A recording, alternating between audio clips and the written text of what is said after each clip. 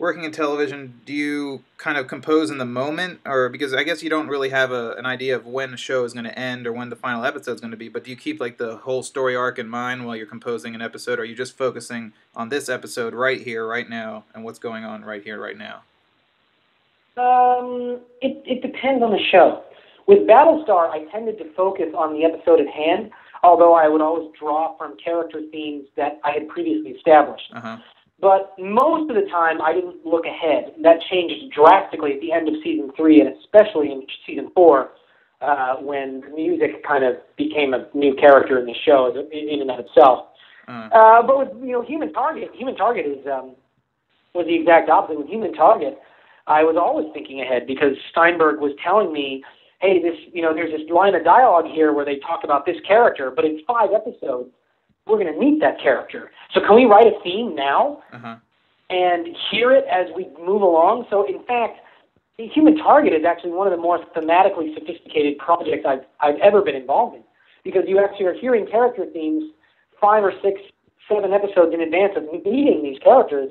And I think that's a really powerful approach. But I wouldn't have known to do that if Steinberg didn't warn me in advance that that's where the show was going. All right, that's pretty interesting. Yeah, I guess to have that, and the audience probably won't even make the connection until they actually meet the character. So. Well, that's with our hope that the audience wouldn't necessarily notice it unless they're reading my blog in which I'm giving away all these secrets every week. But that the idea is that when they finally meet these characters and I hear and I play their theme strongly and unchanged, that even if they're not aware of the music, there'll be a sense of familiarity, a sense of like, oh yeah, I know this guy. I know this girl. I don't know why, but like she's familiar. Right. Yeah. and it would be because you've heard her theme 6 or 7 times already. So you're also doing The Walking Dead, which airs on Halloween, and you've done you've done horror films before, Rest Stop and Wrong Turn too. But I feel like scoring a horror series is kind of a whole different animal. Like, how do you do it? How do you do the music without becoming, horror overkill on the audience? I mean, did you approach it differently than a horror film, or is it kind of a similar approach? Yeah, absolutely, it's different than a horror film, and I can say actually that in this case, how do you do it in general? I don't know, because a horror series is a tough thing to sell, because horror in and of itself is the unfamiliarity of it, the fact that it's like you don't know what the character is walking down a hallway, and oh no, she's going to be attacked by a monster, and can you do that 6, 7, 13 times in a row, season after season? Exactly. Now, with the case of Walking Dead, it's very easy because The Walking Dead is not like that.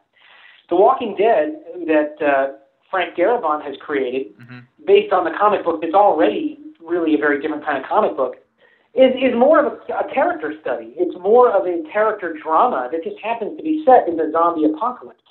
So in that regard, it was very easy to avoid that kind of cliched contemporary scoring you're going to find when the show premieres, that there's very little music like that at all.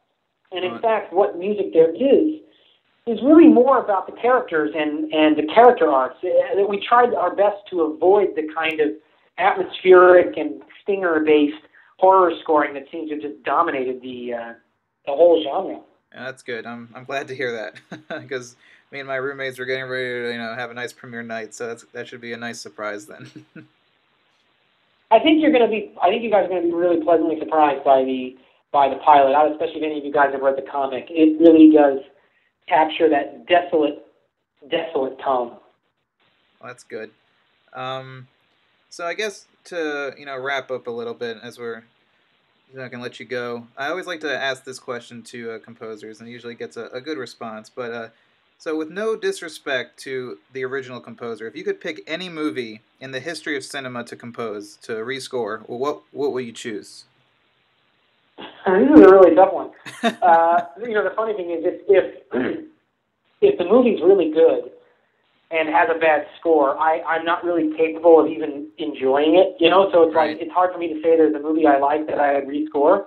And also, if a movie's really good, chances are it has a score that's pretty close to flawless. The best example I can think of, and this is kind of a weird one, and it would actually require a few editorial tweaks on the film as well, is Butch Cassidy and the Sundance Kid. Okay. Which to me it came out I think it came out even the same year that the Wild Bunch came out, and it was just kind of like, it was a weird approach to the Western, which the Western was, when they were filming it, they'd have no idea the Wild Bunch is about to come out and forever destroy the kind of light-hearted Western world of cinema. And in many ways, that movie is so close to being a really just kick-ass Western that, Burt Bacharach did a great song and a great score for what they were going for, but with a few editorial tweaks and a new score, you could make that movie just a really great kind of serious adventure Western. And I don't know, maybe that's the closest example I can think of.